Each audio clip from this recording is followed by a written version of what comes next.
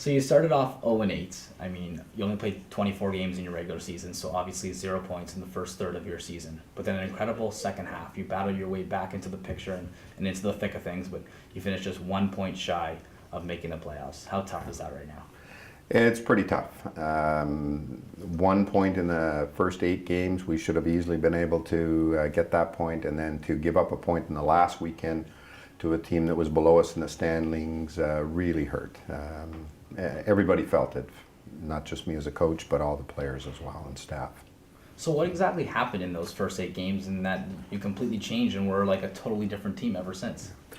I think a lot of it was maturity. We had a lot of rookies on the team this year, as you know, and I think they didn't realize just what the level of competition might be, even though we played some exhibition games.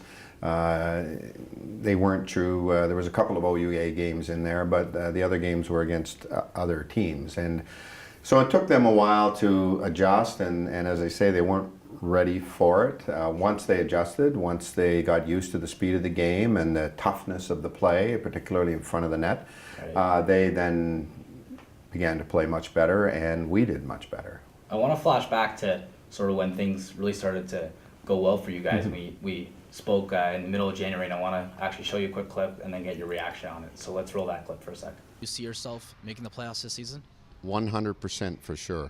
We have a plan, we're going to execute that plan, and if we do, we'll be in the playoffs. So we're looking forward to it. So now that you've seen that, is there any, let's just get your reaction on it. Is there any regrets that you have right now? No regrets. We gave it our best shot, and I have great admiration for the effort that all the players put in. We came as close as you could get No question. without getting there. Is there any game that you look back on right now and you say like that's the specific game that we cost us in the playoffs, or maybe even just trying to tie a game and get that 1 point, because it was only 1 point you needed. I mean, you tie Waterloo and you win the tiebreaker against them, and you would have been that 8 seed, right? That's right. We would have won the tiebreaker, and that's what made it even more difficult.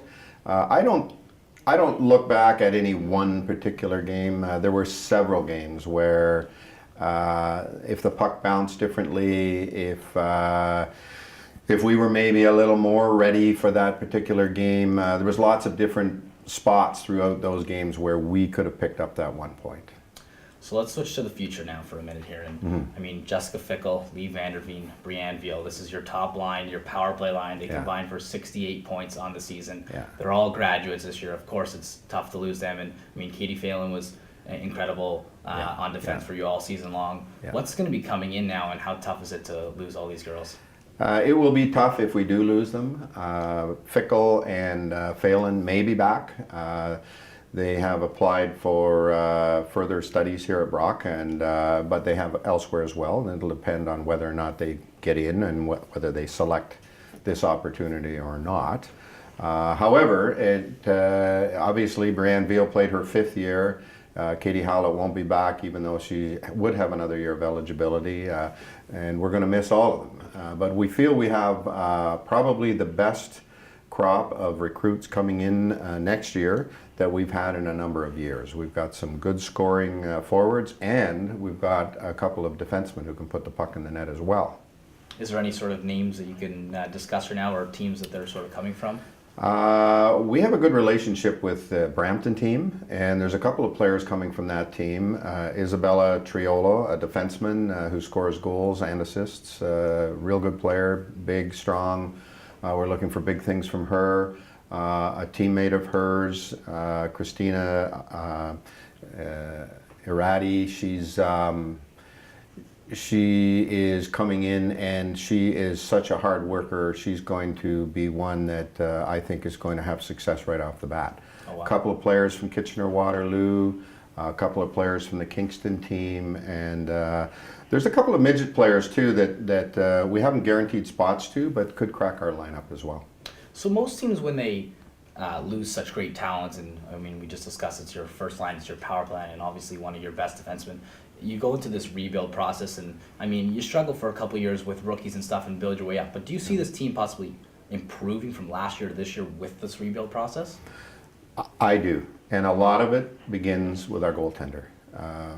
You know, when Beth Claus was here, we had great teams.